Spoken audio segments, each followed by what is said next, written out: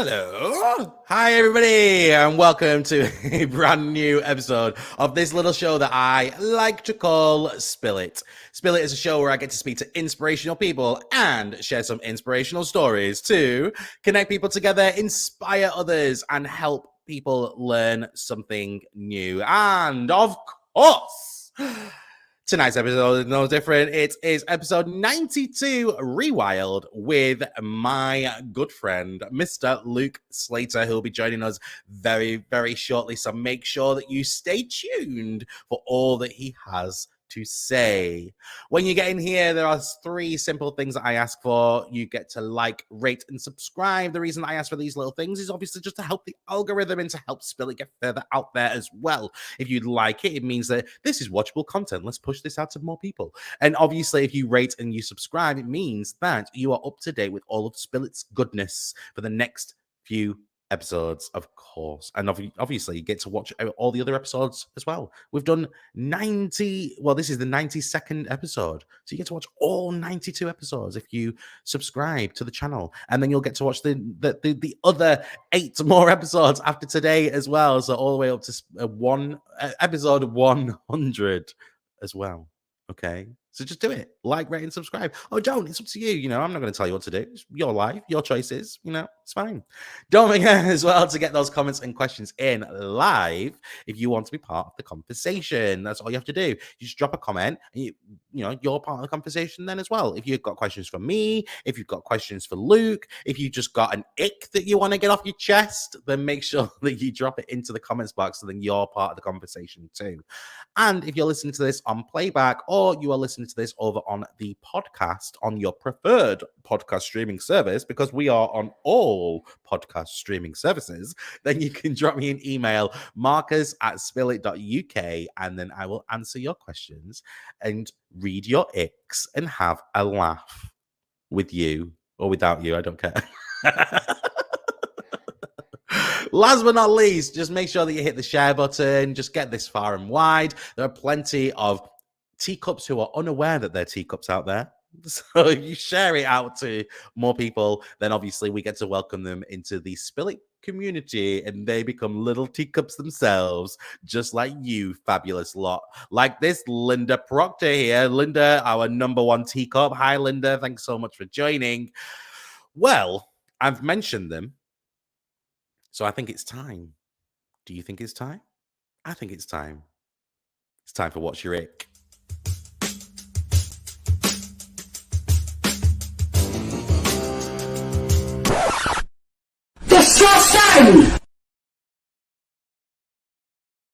That's right. It is What's Your Ick time. So I've moved from talking about my particular icks to actually reading out some amazingly good icks that you guys have had. I say amazingly good very, very loosely. What I mean by that is reading out the icks that you guys have sent me to my inbox that are very questionable. Some of them are really, really good. Some of them I look at and I go, do you know what? Yeah, I kind of give you that one. Some of them I read and I just think, can't relate. So yeah, this particular ick was sent to me and it says, Marcus, please keep me anonymous. So yeah, I'll keep you anonymous. I don't agree with the ick, but we'll keep you anonymous. Well, I don't know, actually. I can kind of see where you're coming from with it, but I wouldn't necessarily say that this is an automatic turn off. So yeah, this person messaged me and they said, hi Marcus, please keep me anonymous. Here is my ick. Please can you read this out? So there you go. Anonymous. I'm reading out your ick. The thought of him falling over in public and acting like it never happened.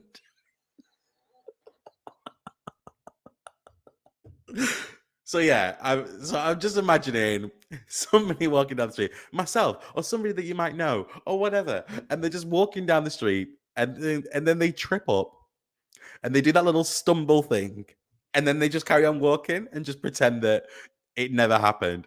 I'm not gonna lie, I've done I've done that myself with actually my friend Claire, who's actually just dropped a comment saying "lol me." Yes, I've done it where I'll trip up and I'll be in like mid conversation and I'll trip or I'll stumble or something, and then I'll just take a few more steps. And Claire's been the one that goes, "Did you just fall over then?" And I go, "Yeah, I just fell over." I don't understand why it's an ick though. I just think. Yes, Linda, I agree. WTF? Like, I can't relate it to being an ick. I just think it's absolutely hilarious, and I love it when people do think that they got away with it until you bring it up to them, and you're like, "I saw that, by the way." So yes, anonymous. I can't relate it to it being an ick. However, I do think it's absolutely hilarious. More I find it funny. Yeah, I find it absolutely hilarious. That was my ick. I can't relate because I've done it before. I just think it's absolutely hilarious. Now, please keep sending me these icks. As I say, on the episode 100, I'm going to do a full on segment and read out quite a few of the different icks that people have sent me because they are absolutely hilarious. You guys have absolutely nailed these icks. I love it. I just love opening my inbox and seeing what other icks are there waiting for me. But that, ladies and gentlemen, thems and friends, was the ick for today.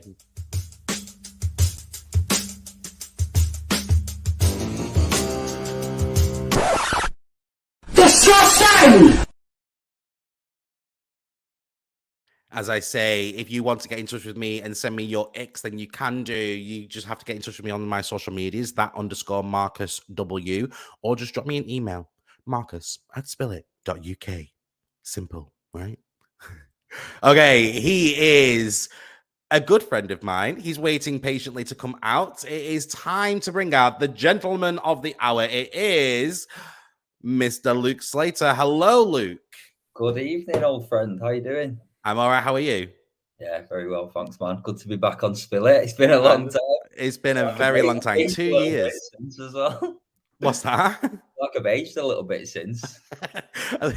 I have. I've lost my hair. It's like it's all gone bad. It's all gone wrong. But it's fine. It's been 2 years, and yes, I've definitely aged a million years within those 2 years.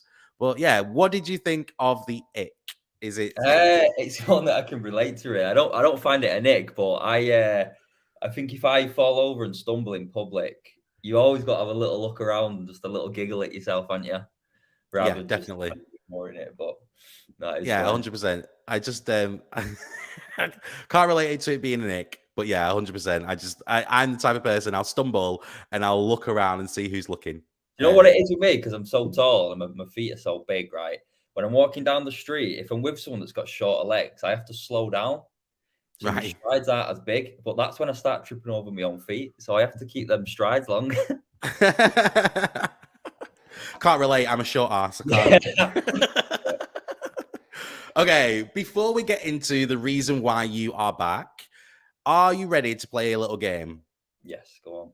Okay, cool. Well, it is time to play Absolutely Useless.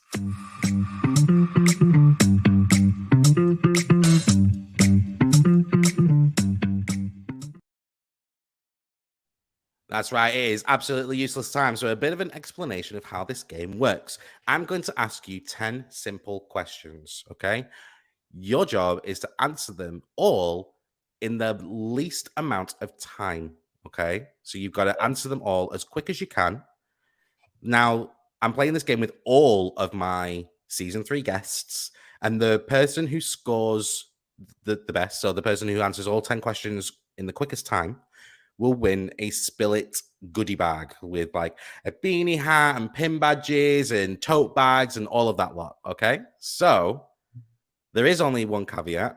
You've got to answer them all incorrectly because that's why it's called absolutely useless. So, we're showing the world how useless you are at answering these general knowledge questions. So if I said to you, for example, the Hulk, Marvel's The Hulk is what color? Your answer would be blue. So yeah, and that would be correct. And then we would move on to the next one. Okay. Simple as that. Easy. Get it? Yeah. but it's not easy, is it? It's the pressure. It's the pressure of trying to think of something because you want to say the right answer. But I'm going to start the time, and we're going to get going. So your time starts now. What color are Smurfs? Green. Name Batman's crime-fighting partner. Oh, pigeon. How many sides does a triangle have? 5. Which superhero can climb up walls and buildings? Superman. Stars and Stripes is the nickname of the flag of which country? Canada.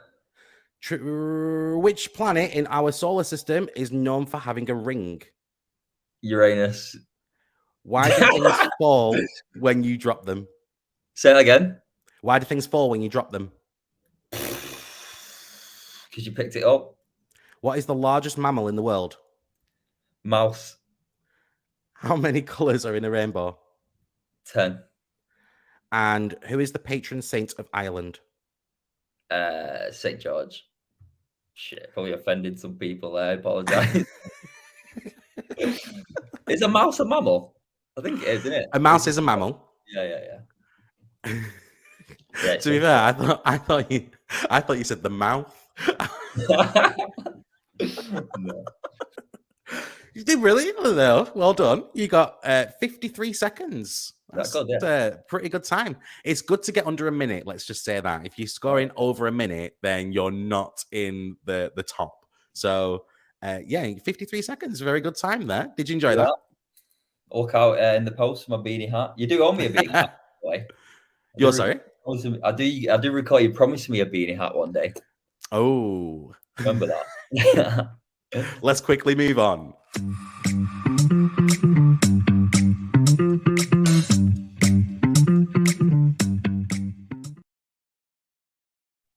No, of course, I'll get that beanie hat to you.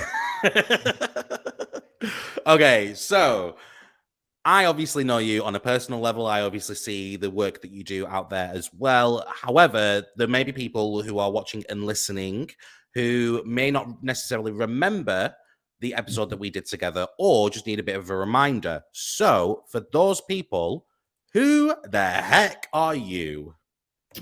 Sweet. Yeah, so my name's Luke. Luke Rewild, as I go by now. So yeah, essentially last time I was on, I was going through a course, a training course. It was wilderness therapeutic interventions, which was all about kind of using nature along with bushcraft and some proven therapeutic models in nature to actually have a positive impact on well-being, on mental health, and to encourage kind of people to find their full human potential.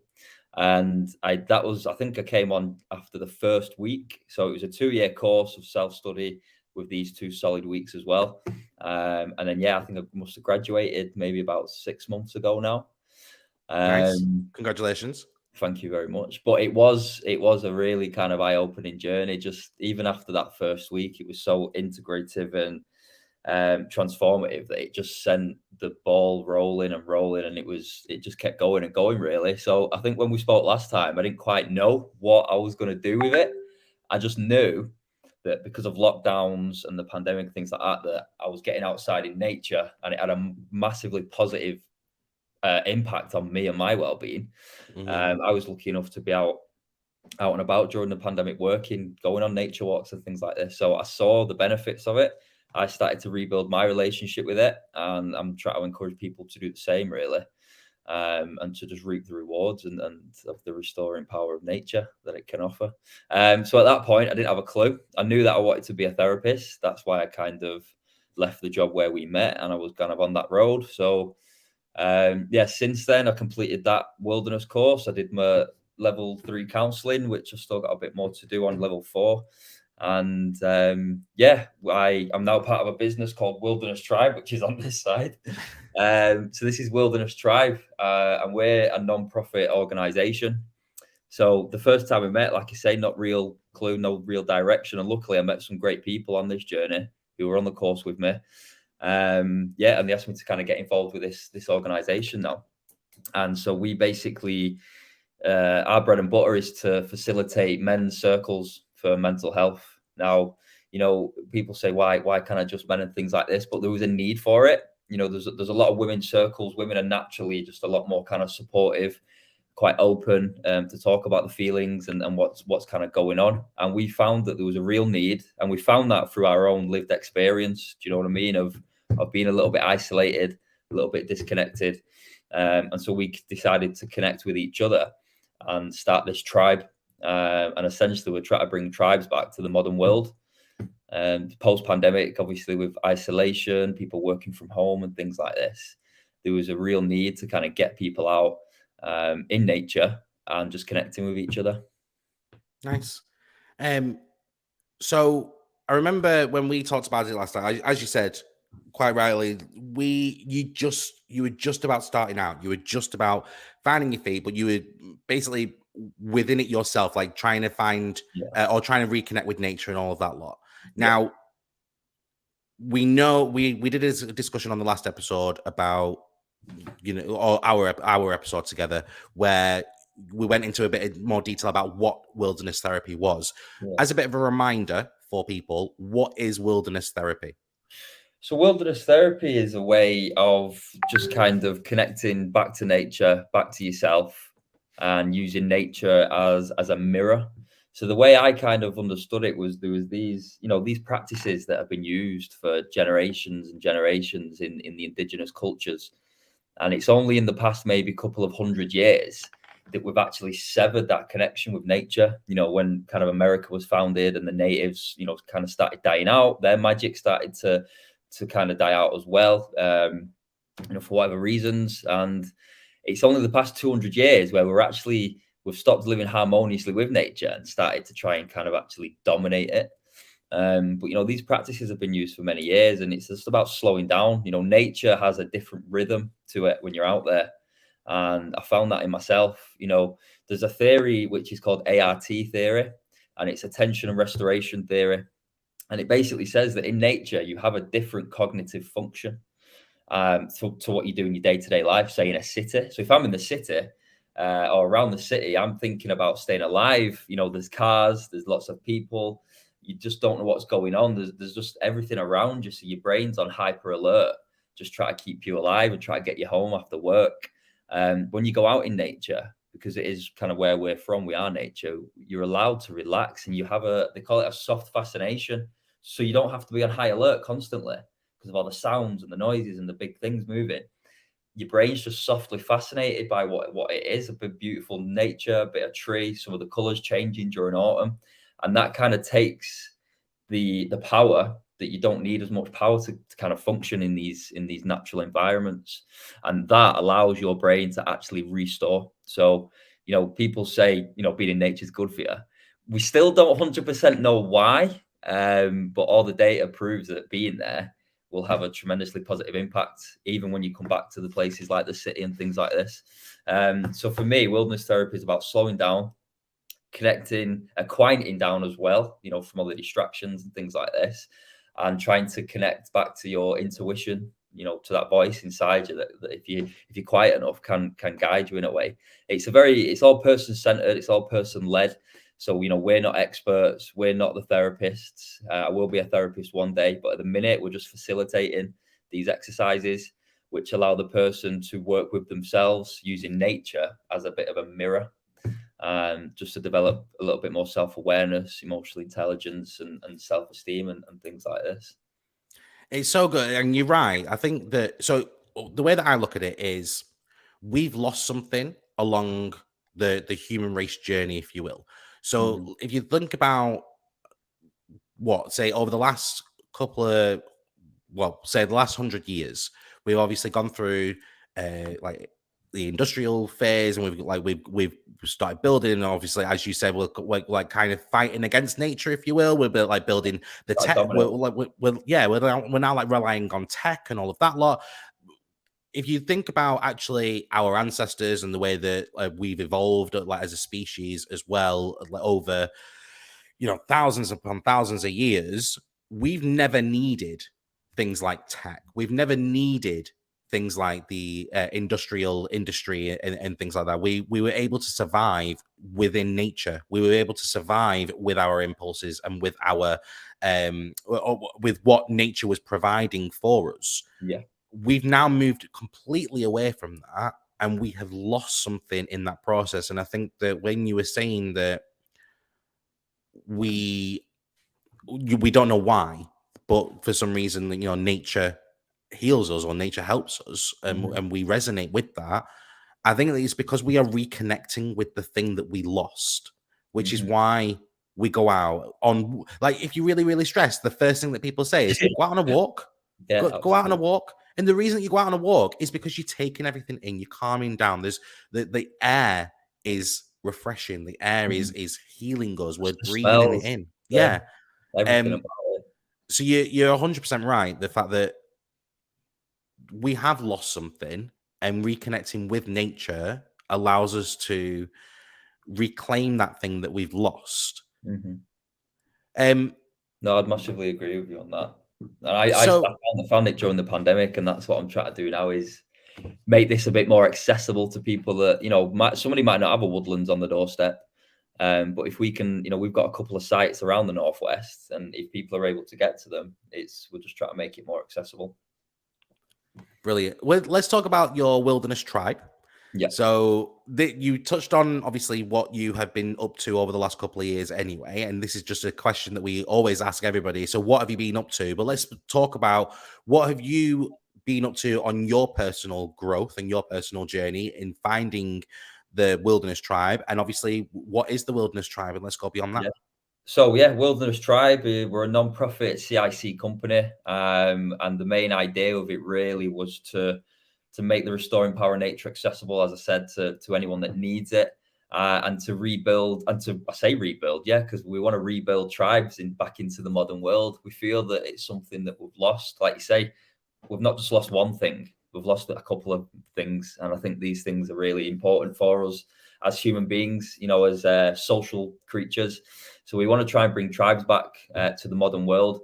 And within that tribe, your true potential can be seen, heard, felt, understood by yourself and by members of that tribe. And I think my quote, well, I changed my quote last minute, didn't I? But the other one that I told you last time, which is we're all just walking each other home. It Mhm. essentially means we're in this search of home, this wholeness that we are, and we need each other to get there. And that's the importance of tribe for me, and the kind of support I've had from my tribe is unbelievable. But we started our first project last January, so we're about 2 years old. But our official mental health project, which was funded by the NHS and the lottery, started last January, and it's a Wow. program called the Everyman Project. And so the everyman is an archetype that is just, the everyman that goes through his day to day kind of living, nothing too spectacular, but he's not down in the dumps. And he's just an everyday man that's looking after his family. He's trying to provide, he's trying to support his friends. At the same time, he's trying to keep his own head above water. And it's these people in society that usually get forgotten about, I guess. The Mhm. vulnerable get a lot of attention, which is rightly so. And the ones up there get celebrated again, which is rightly so, because there's some phenomenal people out there. But this everyman, which I fell into, I think, and it's easy to get forgotten about. So we wanted to provide a space where these people, anyone's welcome to come and join. I mean, we are just a men's group as it is at the moment, but any males available to join us and come on this journey. So essentially, the Everyman Project is an 8-week program where these gentlemen will come to us for 2 hours a week. And we'll go through some bushcraft skills. So we'll teach them ways to make shelters, start fires, cook food on the fire, gutting fish and feathers and things like this, which is not my strong point. I will admit that. But essentially, yeah, we teach them these kind of bushcrafty wilderness surviving skills at the same time as going on a lot more of a softer kind of therapeutic journey, which allows you to just slow down and just take a little look at kind of what's going on around you, your relationships, at the roles that you're playing in your life, the archetypes that are more present in your life, and essentially connect with other people doing the same journey and listen to each other, understand each other, and hear each other. And that just kind of propels propels things forward. And we found a lot of the tribe members have moved forward quite a lot in their lives by just attending these 8-week projects. So after the 8-week program, we then hold gatherings once a month where anyone that's been through the 8-week program is now part of the tribe. They get a tribe name and everything, a little initiation. And then we get to meet up once a month, and we open the site up, and anyone who's available can just book on and come and enjoy the time in the woods. We'll do a check-in with each other. We'll practice some skills. Some blokes will start cooking on the fire. Some will just want to come and just chill. Some want to get in a hammock and just swing. And it's just basically their time to come and connect with like-minded people, and just be heard, really. I love that. It sounds like something I'd be very, very interested in. Yeah, we're focused at the minute in North Wales and Cheshire East, but the idea is to kind of branch out. We've just got a new site on Ellesmere Port, so even though that's our flagship project and they're free to attend, and we hope to be doing a lot more free to attend projects as well, but we don't want to keep relying on funding. So the idea as an enterprise is to build a commercial side of that, which will fund, the free mental health projects, which is the reason we started. It was our mission. But we have just acquired a new site through a partnership with a place called Westlake Centre, and we're looking at doing some alternative provision, kind of education, for kids that don't get on in mainstream. Kids a bit like myself, we're able to take them out of school for a day and do some work with them and give them some outdoor qualifications, like outdoor first aid, bushcraft, stuff like that. And on top of that, we're looking at doing some business team building and all that kind of stuff. And team building is one of them that gets thrown around, and it's like, let's go on a team building, and you end up just riding around Sedways in a hotel and then going out and just getting drunk or whatever. But we really want to unpack that team building and get down to this is the therapeutic side of it, is the emotional intelligence and the self-esteem and the communication that's involved with creating a team.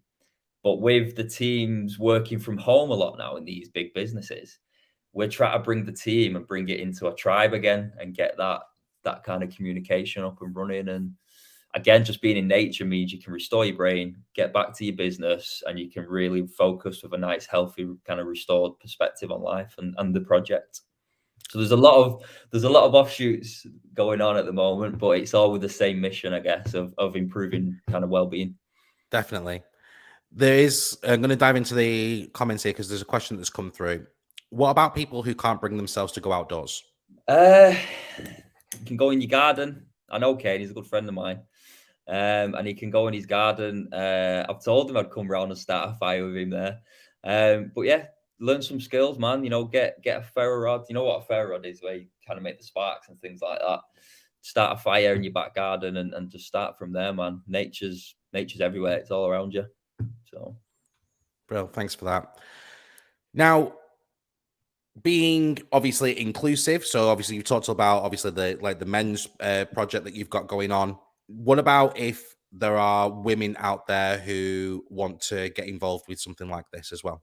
Yeah, so I mean, the Everyman project, we have got funding, and the reason that I think the NHS liked it was because it is for men, and we don't have a lot for men. We're hoping to get referrals off doctors eventually that want to social prescribe nature as a way of kind of dealing with anxiety and isolation, depression, and stuff like this. Very low level kind of therapeutic stuff.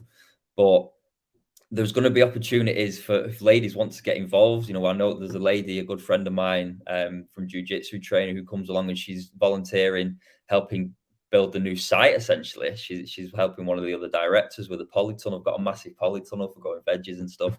So yeah, there's ways to kind of volunteer and get your hands dirty, I guess, and get involved with the business. Just reach out to us, and I'm sure we can find ways to make that happen. And in the future, I would love to do an every woman's tribe, which would be a woman's circle led by a woman, that then would integrate everyone into just one massive community, I guess. But that's a long-term vision, that one.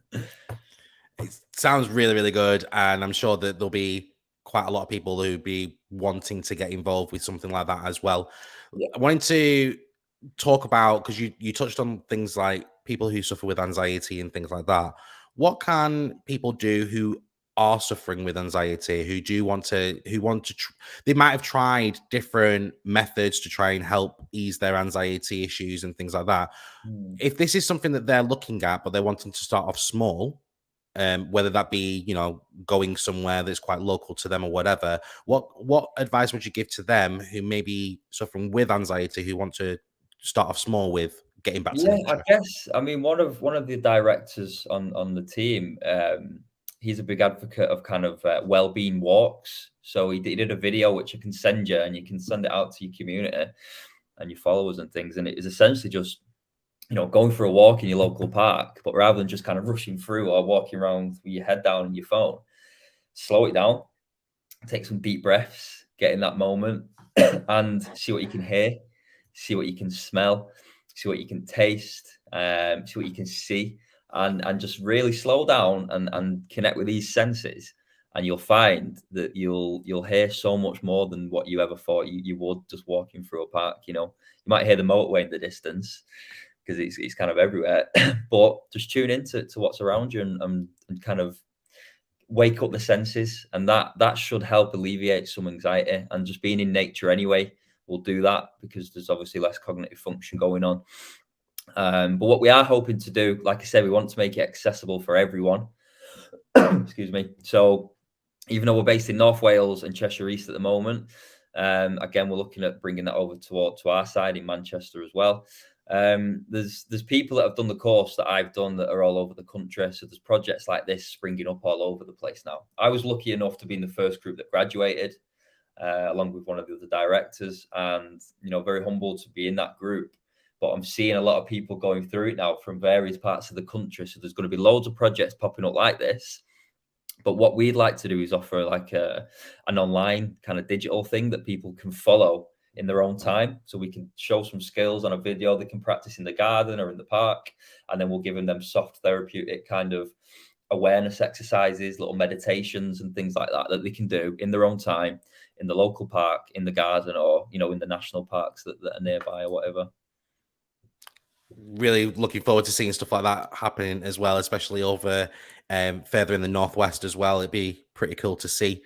Now, would you say that there's a link, or is there anything that you guys do, obviously with your tribe or with the wilderness therapy things that you do now? Is there a link with meditation? Massively, yeah. Like, even before we begin anything, I'd like to start with just a couple of mindful moments where, because some of the blokes that come along maybe they've heard of meditation, maybe they've never tried it, maybe some of them have, and just need that space to do it a little bit more. So we make it okay to try these things, because there is somewhat of a reputation, and some people don't believe in these benefits, even though some of the science is backing it and things like this now. But we just invite these people to try it. It's not like a regime, like, right, we're going to sit down and we're going to meditate for 10 minutes. It's just an invitation for them to just chill out next to the fire, listen to that crackle, smell the fire burning, listen to the leaves rustling, the birds and all that. So it's massively connected to mindfulness. And I think what a lot of people working in nature do is just lack a little bit of quality in terms of, we're going to go and do some kind of real therapeutic stuff in nature, and they'll just go and do a bit of mindfulness. But I think where we differ is going that a little bit deeper, using nature as a mirror, and just kind of going a little bit deeper into the self, I think. So would you say that you don't necessarily classify it as meditation, it's more mindfulness then? I'd say, yeah, it's the broader spectrum of just mindfulness in general. We do something in bushcraft, and then it's a Native American tradition. It's called a sit spot. So essentially, a sit spot is where, and it's good because if you do it, if you have the same spot throughout the year, and you go back there maybe a couple of times a month throughout the year, sit in your spot. So you'd have everything kind of set where it is. You might even build a seat or something. I don't know. If you're allowed, you might have a little fire or something like that. But essentially, you just sit there. And usually what the natives would do would look out over the vast land, so sit on the top of a mountain or a hill or something, woodlands, whatever. Just sit out and just look and just observe. And that's a meditation. Just breathe And what you'll notice in throughout the different seasons is how the planet is constantly changing around you, what different insects come out at different times of the year, what different leaves are out, and just how much the environment will change just from sitting in one spot. Diving into the comments again here. So winter months doesn't help with anxiety, personal opinion, the early nights, etc. To be fair, that does lead me nicely onto a question. If people are feeling quite anxious about getting out and going on a walk, for example, with the darker nights, Mm. what else can they do, or what advice would you give to them if they are feeling a little bit or feeling overwhelmed with anxiety or needing to do something a little bit different, but the winter months and the dark nights are holding them back? I mean, winter's tough, isn't it? We're basically plants, but with more complex emotions and feelings, I think. And we need sunlight. And when it gets dark early, I struggle myself.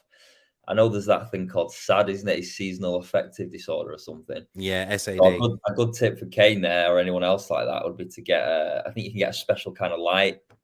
I'm yet to get one. Every year I say I'm going to get one, but I don't. But it will give off the same kind of light that you'd get from the natural light in the sun. So I'd have a look at getting a light like that, and you can turn that on kind of in the mornings, when it's dark mornings and things like that. You can turn that on, and that'll just kind of start waking you up and hopefully help. But yeah, I guess it's just walking with friends, not being, if you're too scared to go out, don't go out on your own.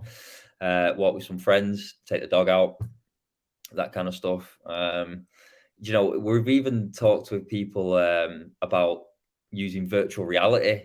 So even though I'm very much a man of the woods and I'm in the mud, wanting to experience all that very much physically, there's a use for this technology if we can learn to live with it harmoniously. Which is, taking virtual VR headsets into nursing homes and people that can't get out because of mobility issues, from older people, dementia and things like this. We could put a virtual reality thing on them and we can bring nature to them. They can put it on and they can be in a Zen garden somewhere next to a waterfall. So even though it's not real, your brain will still feel and get a lot of benefit, more so when you're out there actually doing it, but your brain will still get a lot of benefit from stuff like that.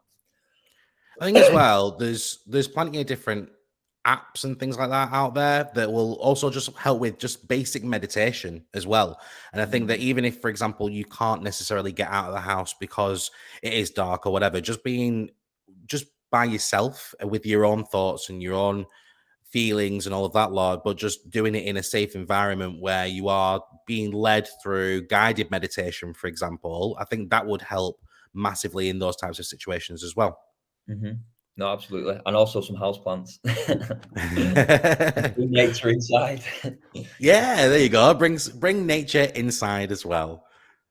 But yeah, so when what advice would you give to people then? So so if, for example, they're wanting to start something up themselves, or like maybe get some friends together, etc., what would you say to them to just get out there and go, like from like the planning of where to go and all of that lot?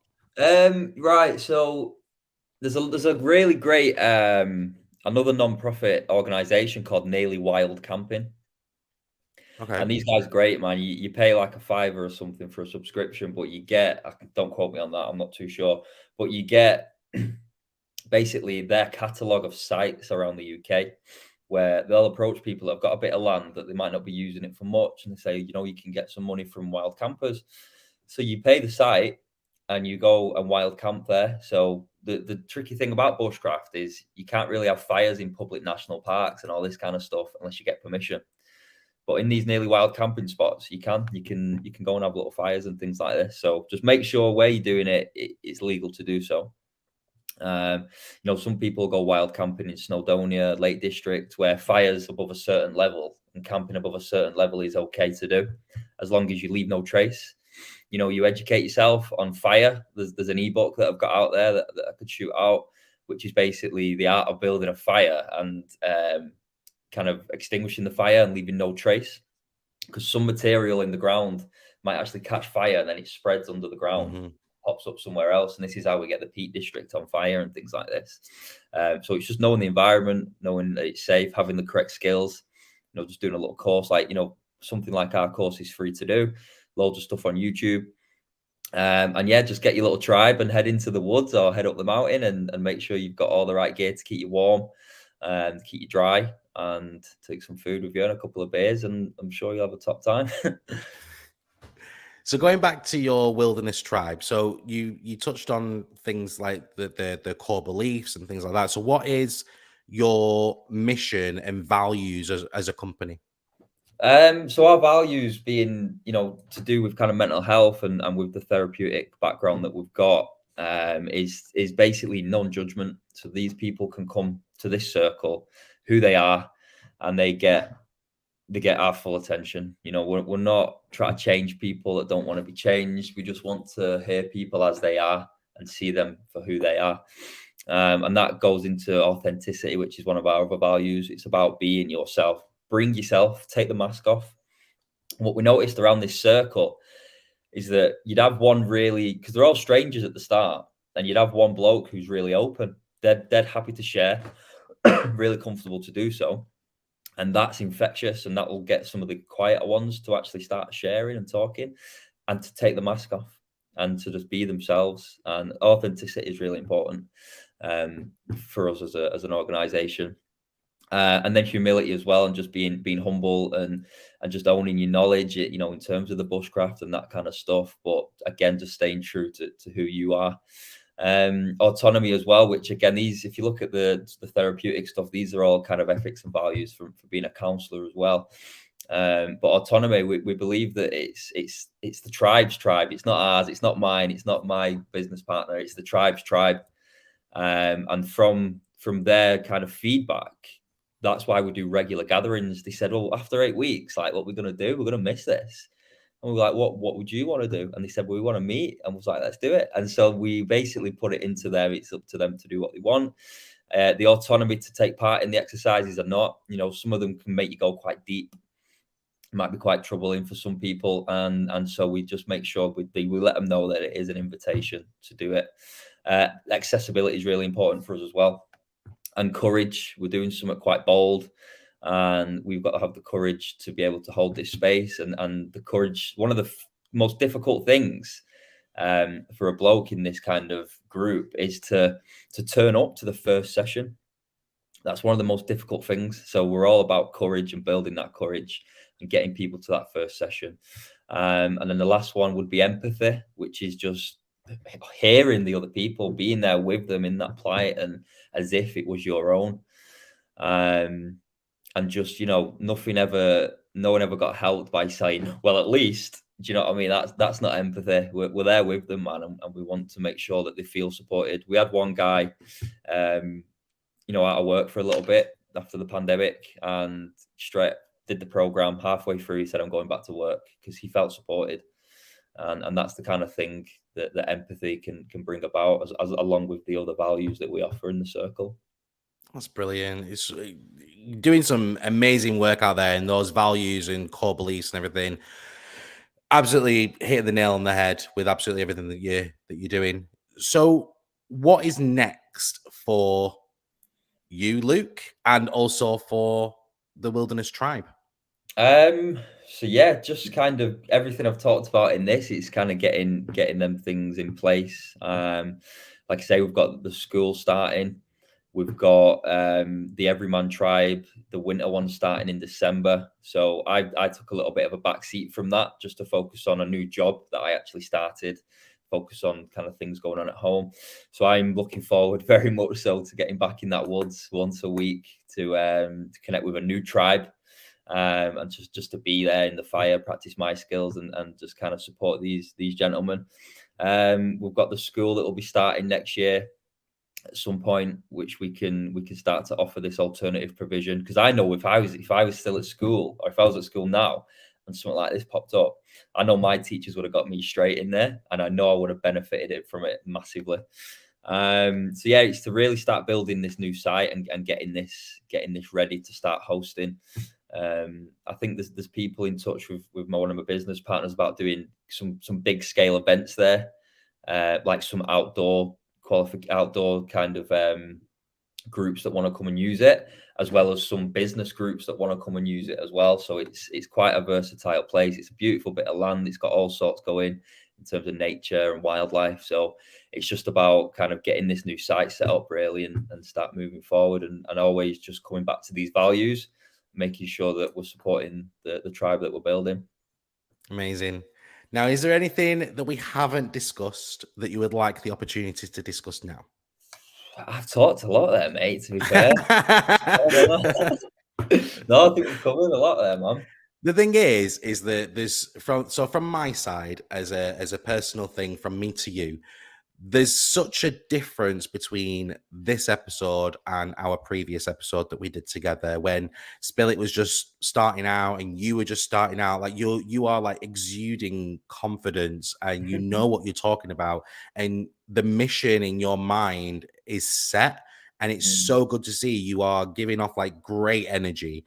It's absolutely phenomenal, and I just want to say thank you so much for coming back on the show and talking to us all about wilderness therapy again. As I say, it's something that I have looked into. It's something that, you know, I've started doing meditation myself more recently as well, just to kind of get back to or get away from like, well, getting the phone out of my hand, for example, or like just getting back to like just being comfortable with me and my own thoughts I think and my you own just said it feelings. there. You added a lot of words that didn't need to come there, and you said being. Yeah. And then you started adding words. All we need to do is just be sometimes. Yeah. Nothing else. Do you know what I mean? Just be. Next to that fire is a really good place to do it. Yeah, So, definitely. yeah. So if people are wanting further information and they wanted to touch base with yourself, maybe you know, they've got questions that they're not necessarily asked on the show, or they're listening to this on playback or on the podcast, and they've got further questions, where can people find you? So that was my little handle there on Instagram, which is Luke_rewild, and we have Wilderness Tribe as well. So you can find us on Instagram, Twitter, and Facebook. And if you wanted any information on the kind of business stuff or the other projects that we've got going on, they can email at info@wildernesstribe.org, and my colleague will pick that up there and just kind of we can tailor projects to kind of different needs and things like that. Again, all with that kind of same mission of accessibility and bringing nature into the communities, man, building that tribe. That's brilliant. Thank you. And what we'll do as well is that we will put all the links that you've shared today with the handles and everything on the show notes for anybody that is listening to this on the podcast, on the audio podcast. So just make sure that you do check the show notes, because then you'll be able to get in touch yourselves.